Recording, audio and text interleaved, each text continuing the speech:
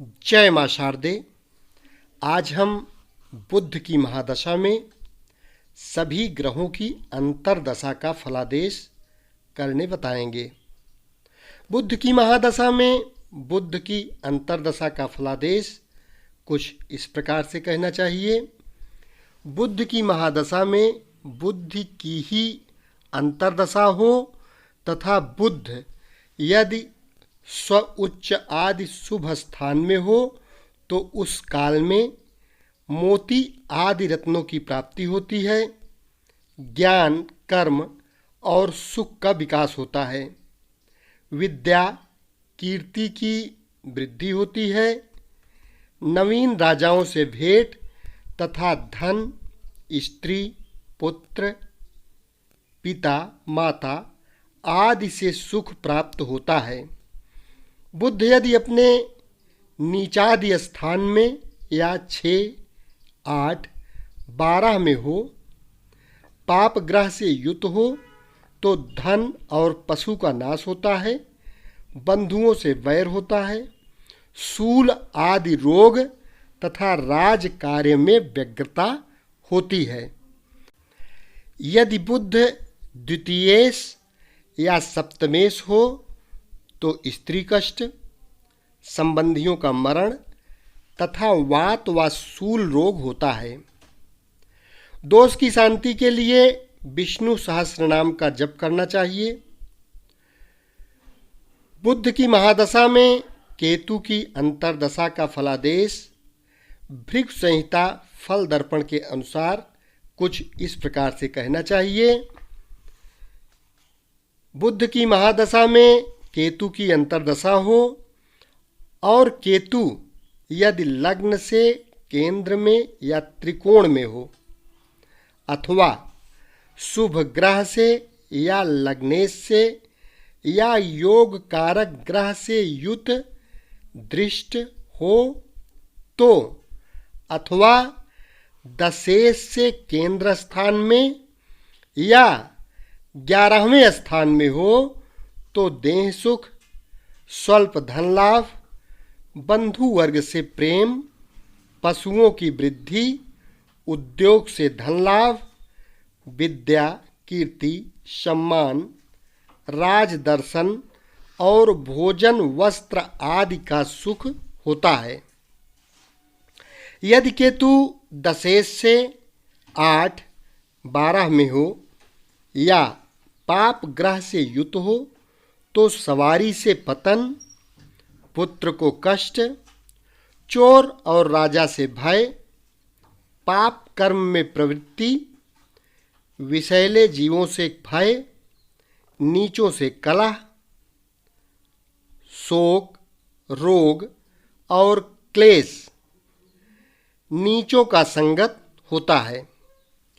यदि केतु द्वितीयेश या सप्तमेश हो तो शारीरिक कष्ट होता है। दोष की शांति के लिए छाग दान करना चाहिए। बुध की महादशा में शुक्र की अंतर्दशा का फलादेश कुछ इस प्रकार से कहना चाहिए। भृगु संहिता फल दर्पण के अनुसार बुध की महादशा में शुक्र की अंतर्दशा हो और शुक्र यदि लग्न से केंद्र स्थान में या 11, 5, 9 में हो तो धर्म कार्य में रुचि, मित्र और राजा के द्वारा कार्य की सिद्धि, कृषि और सुख में वृद्धि होती है। शुक्र यदि दशेश से केंद्र स्थान में या 5, 9, 11 में हो तो राज्य, धन, संपत्ति का लाभ, जलाशय खनन, दान धर्म में तत्परता और व्यवसाय से धन धान्य का विशेष लाभ होता है। यदि शुक्र दशेश से 6, 8, 12 में होकर निर्बल रहे तो हृदय रोग, मानहानि, ज्वर, अतिसार, बंधु वियोग, शरीर कष्ट और मन संताप होता है। यदि शुक्र द्वितीयेश या सप्तमेश हो तो अपमृत्यु भय होता है। दोष की शांति के लिए दुर्गा मंत्र का जप करने से सुख प्राप्त होता है। बुध की महादशा में सूर्य की अंतर्दशा का फलादेश कुछ इस प्रकार से कहना चाहिए। भृगु संहिता फल दर्पण के अनुसार बुध की महादशा में सूर्य की अंतर्दशा हो और सूर्य यदि स्व उच्च, स्वराशि, केंद्र स्थान, त्रिकोण स्थान या 2-11 में या उच्चांश या स्वनवांश में हो तो राजा की कृपा से भाग्योदय और मित्रों से सुख प्राप्त होता है। यदि सूर्य पर मंगल की दृष्टि हो तो भूमि लाभ और लग्नेश की यदि दृष्टि हो तो भोजन व वस्त्र का सुख प्राप्त होता है। सूर्य यदि लग्न या दशेश से 6, 8, 12 में हो या शनि, मंगल, राहु से युत होकर बलहीन हो तो चोर, अग्नि और शस्त्र से भय, पित्तरोग, सिर में पीड़ा, मानसिक व्यथा तथा इष्ट मित्रों से वियोग होता है।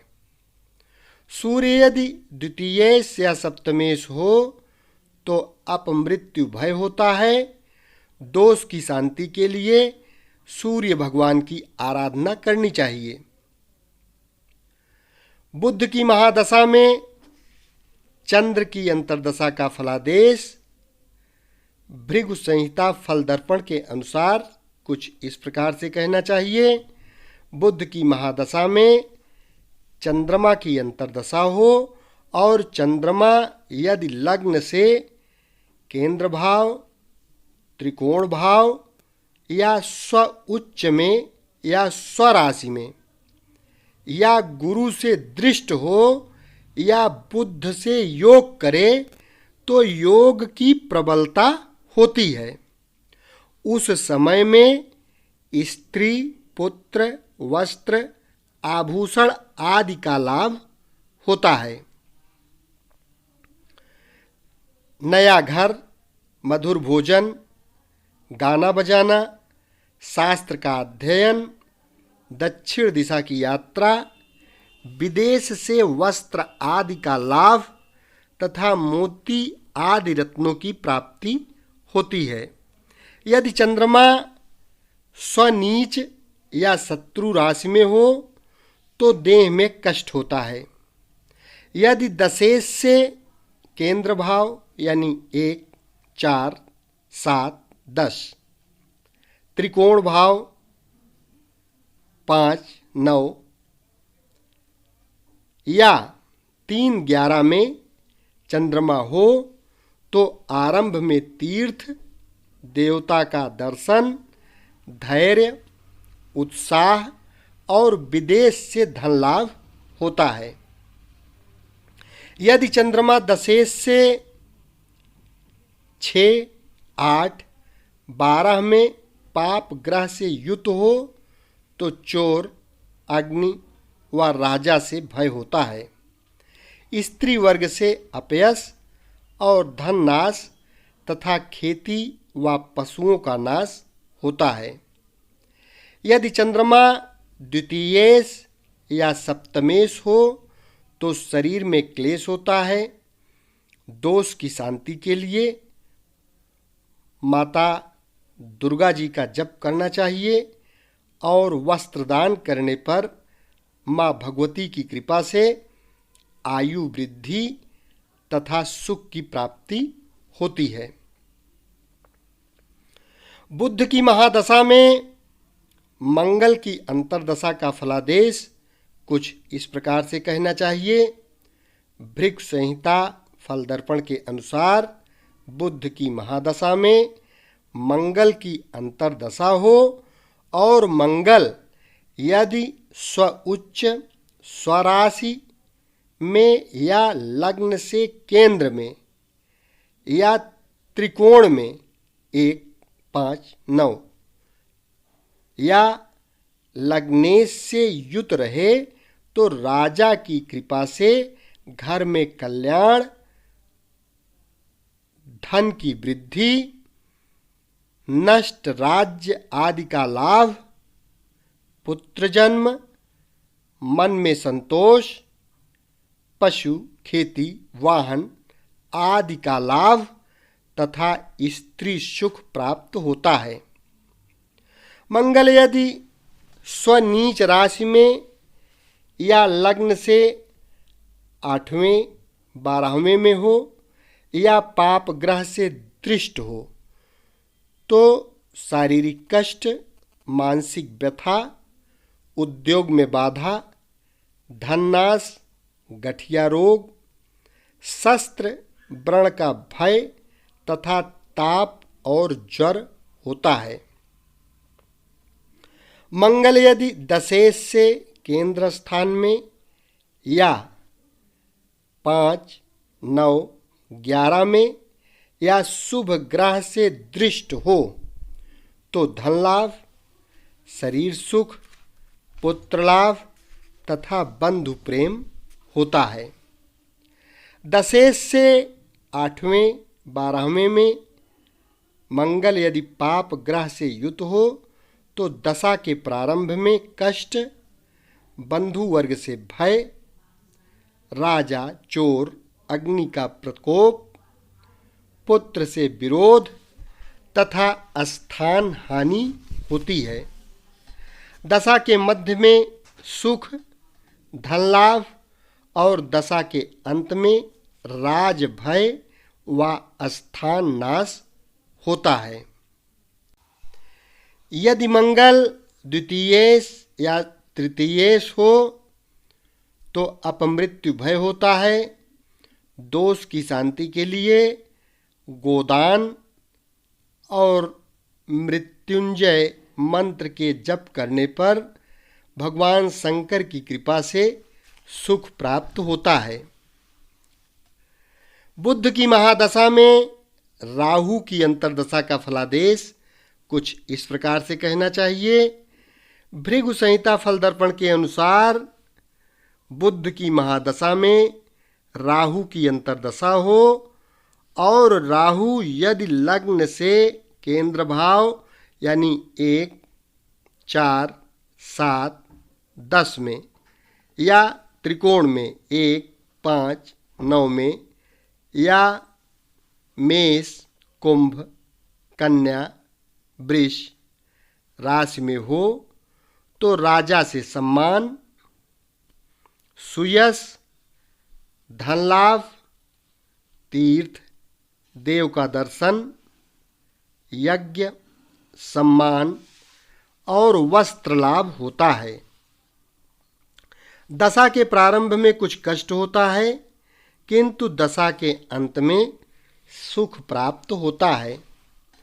यदि राहु लग्न से 8वें 12वें भाव में रहे तो उसकी अंतर्दशा में धननाश, शरीर में कष्ट, वात ज्वर और अजीर्ण रोग से क्लेश होता है। यदि राहु लग्न स्थान से 3, 6, 10, 11 में हो तो राजा से वार्ता, यदि शुभ ग्रह से युत हो तो नवीन राजा का दर्शन होता है। यदि राहु दशेश से 8, 12 में पाप ग्रह से युत हो तो राज कार्य में श्रम, स्थान की क्षति, भय, बंधन, रोग, अपने और बंधुओं को क्लेश, हृदय रोग, सम्मान नाश और धन हानि होती है। यदि राहु द्वितीय या सप्तम भाव में हो तो अपमृत्यु भय होता है। दोष की शांति के लिए माँ भगवती, जगत जननी जगदम्बा माँ दुर्गा और लक्ष्मी माँ का मंत्र जाप करना चाहिए। कपिला गऊ का दान और महिष दान करने पर माँ जगदम्बा की कृपा से सुख प्राप्त होता है। यदि राहु द्वितीय या सातवें भाव में हो तो अपमृत्यु भय होता है। दोष की शांति के लिए जगत जननी माँ जगदम्बा की पूजा करनी चाहिए और लक्ष्मी का मंत्र जाप, कपिला गऊ का दान और महिष दान करना चाहिए। बुध की महादशा में देवगुरु बृहस्पति की अंतर्दशा का फलादेश कुछ इस प्रकार से कहना चाहिए। भृगु संहिता फल दर्पण के अनुसार बुध की महादशा में गुरु की अंतर्दशा हो और गुरु यदि लग्न से केंद्र में या त्रिकोण में या 11-2 भाव में या स्व उच्च में या स्वराशि में हो तो शारीरिक सुख, धन लाभ, राजा की कृपा, घर में विवाह आदि उत्सव, मिष्ठान्न भोजन, पशुओं की वृद्धि, पुराण आदि का श्रवण, देवगुरु में भक्ति, दान, धर्म, यज्ञ में प्रवृत्ति और शंकर की आराधना होती है। यदि गुरु नीच राशि में हो, अस्तंगत हो, लग्न से 6ठे, 8वें, 12वें भाव में हो या शनि मंगल से दृष्ट या युत हो तो स्वजनों और राजा से कलह, चोर आदि से कष्ट, मातृ पितृ मरण, मानहानि, राजदंड, धनहानि, विष सर्प और ज्वर से कष्ट तथा कृषि और भूमि की क्षति होती है। यदि गुरु दशेश से केंद्र में या त्रिकोण में या 11 में होकर बली रहें तो बंधु पुत्र से सुख, उत्साह, धन, गौ और यश की वृद्धि तथा अन्न दान आदि का पुण्य प्राप्त होता है। दशेश से 6वें भाव, 8वें भाव और 12वें भाव में निर्बल गुरु हो तो संताप, विकलता, रोग भय, स्त्री और बंधु से द्वेष, राजकोप, अचानक कलह, धन हानि और विप्र से भय होता है।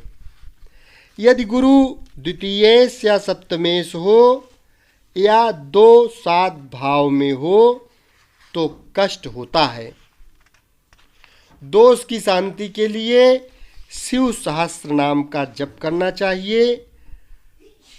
गोदान तथा सुवर्णदान करने पर अरिष्ट का नाश होता है। बुध की महादशा में शनि की अंतर्दशा का फलादेश कुछ इस प्रकार से कहना चाहिए।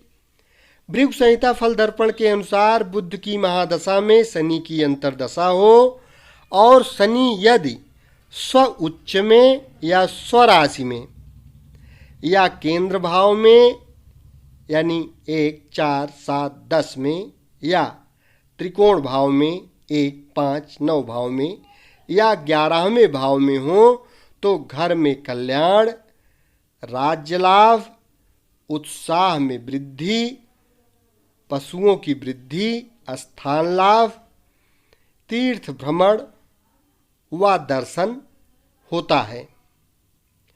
यदि शनि दशेश से 8वें, 12वें भाव में हो तो शत्रु भय, स्त्री पुत्र को कष्ट, बुद्धिनाश, बंधुनाश, कार्यहानि, मानसिक व्यथा, विदेश यात्रा और दुस्वप्न दर्शन होता है।